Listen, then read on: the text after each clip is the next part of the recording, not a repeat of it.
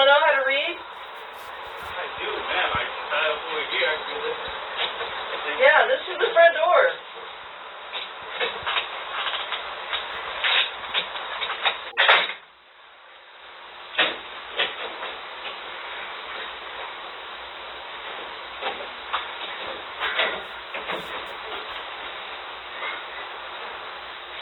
Why is it upside down? Jesus, you guys. All the oil's ran out of the motor. You got it upside down. Jesus Christ. What?